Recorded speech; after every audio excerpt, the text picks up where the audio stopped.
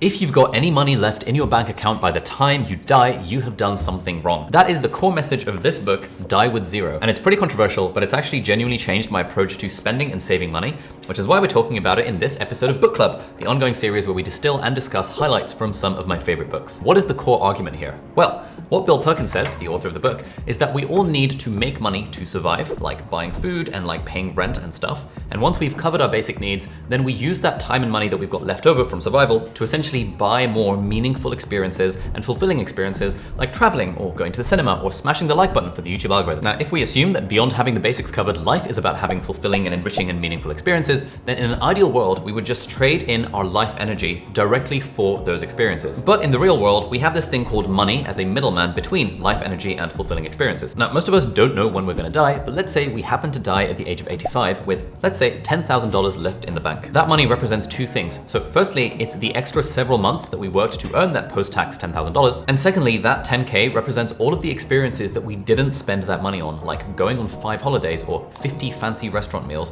or even just a few extra months of retirement. Bill Perkins would basically say that all of this life energy that we traded has basically been wasted because all of that money that we earned is just gathering dust and it's not useful to us at all once we're dead. Now, this raises a bunch of questions like, what if you run out of money when you're old? What about leaving money to your kids? What about giving money to charity? And these are all good questions that we're going to cover in this video. Bill is very careful to mention in the book that if you have no disposable income, then by definition, you need to spend your money right now just to survive. So you're probably already using your money as efficiently as you can, in which case this book is really not for you right now.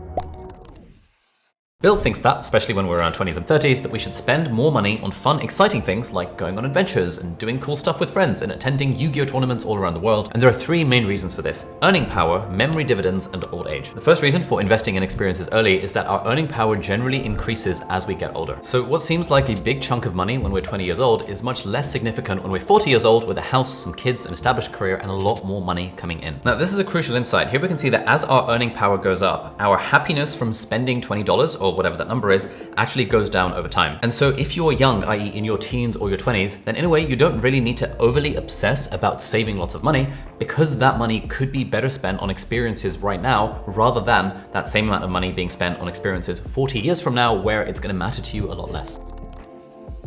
The idea here is that every year, good experiences that we've had in the past give us a return on investment, because every positive experience we have also creates memories in addition to the experience itself. If, for example, you and your friends go on this amazing 2-month hike through Italy when you're 20 years old, then you'll probably have at least 50 more years to enjoy those memories and reminisce on the trip whenever you're hanging out and reflect on the lessons you've learned from it and all of that fun stuff. Now, if instead you decided that you weren't going to take that 2-month trip and instead hustle at work for an extra 2 months to make a little bit more money, to save up a little bit more money, and then you would go on that trip when you're 40 years old, for example, then yes, sure, you'll be a little bit more financially secure because of that extra 2 months of earnings, but you'll have missed out on almost 20 years of good memories and extra life experience and good vibes as well. When we're old, then we naturally can't do all of the things that we actually want to do. And even if we can afford it, we might not be fit and healthy enough to actually really enjoy the thing. So if we were to create this kind of graph, then this is generally what our spending power looks like as we're getting older. And this is generally what our health looks like as we get older as well. And if you're in slightly worse health, it might even look something like that. And basically, it's almost an inverse relationship between how much money we can make over time and how healthy we actually are to enjoy that experience as we get older. All right, so basically what he's saying so far is spend lots of money on experiences when you're young. Now, that does seem a bit suspicious, but one thing he says repeatedly is that his whole vibe is, I'm not actually telling you to literally die with zero in the bank account. I'm just saying that if you think of it as a big idea and that you are aiming to die with zero, then it actually makes you think twice about what you're doing with your money and what you're doing with your life. Because to be honest, for most of us, if we are high earners, then we tend to have this very profound tendency to oversave and underspend because we are very risk averse. And we tend to think that, hey, making money and saving it for the future is way more important than enjoying it right now. Now, this book doesn't have all of the answers by any means, but let's talk about some of the common objections to this idea to basically spend more money. Objection number 1, what if I run out of money? This is the idea of longevity risk. And really the whole point of saving is that it's usually so A, you can get a house because society has told us that we need to buy a house,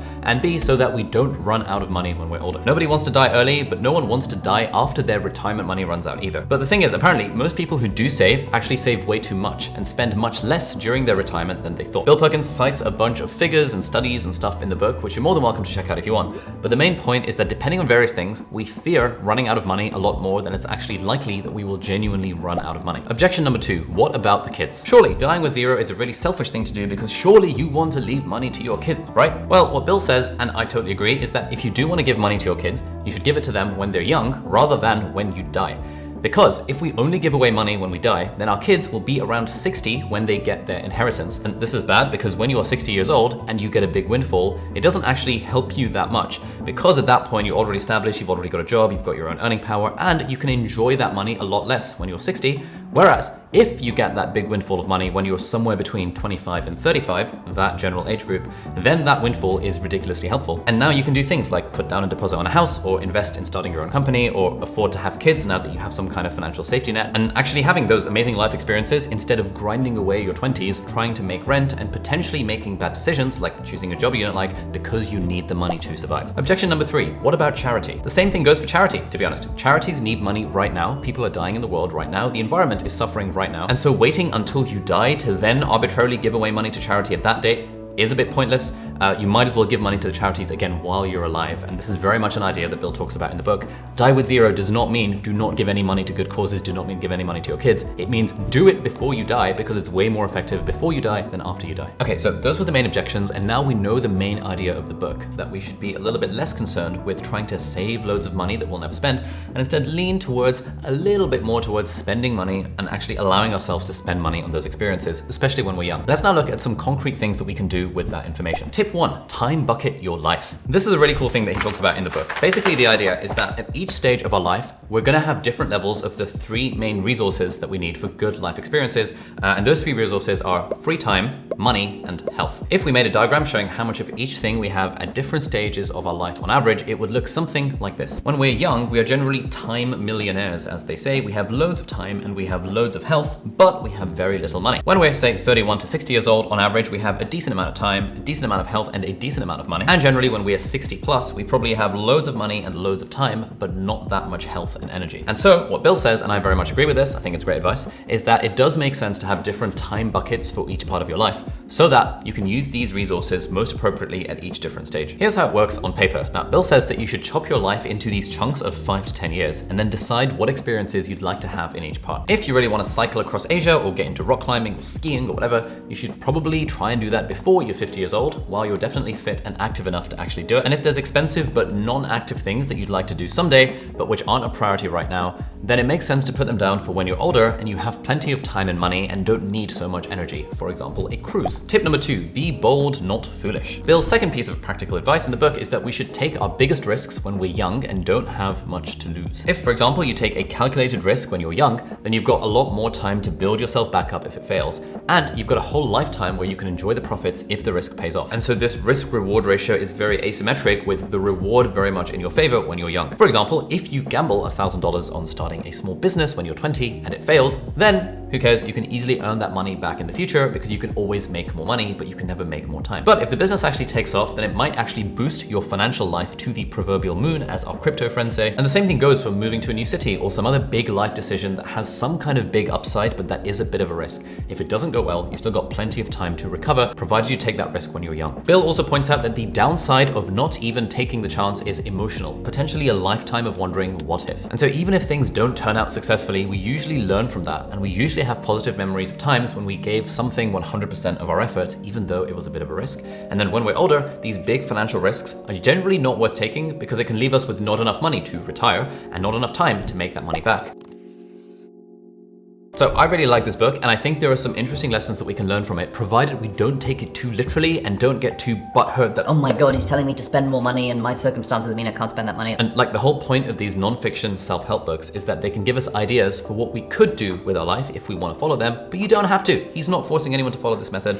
And so I think there is you have to take this kind of stuff with a bit of a pinch of salt. But there's a few things where I kind of disagree with some of the stuff that he says. Firstly, money does not necessarily equal life energy. This is Bill's main point at the start of the book, that the money money in your bank account equals your life energy. But with passive income, for example, a small initial effort can snowball and can create more and more wealth almost effortlessly. For example, if you follow the advice of another book that I reviewed called The Millionaire Fast Lane, linked up there somewhere, and you end up growing these kind of passive income money trees, as they say, then you could theoretically end up as a millionaire with loads of money in your account without necessarily having worked a day beyond your 30th birthday. And that money then doesn't actually represent significant wasted life energy in the same way as, for example, working 50 years in a job that you really hate. With me, for example, I spent a bunch of my youth working, but to be honest, building a business, making websites, growing this YouTube channel, playing World of Warcraft, interviewing people on a podcast. This is all still technically work, but I would still do these things even if I won the lottery because I love doing them so much. And so I don't really see that as an exchange of money for life energy. Secondly, money equals optionality. So liquidity, i.e. having easily accessible cash in the bank or in safe investments,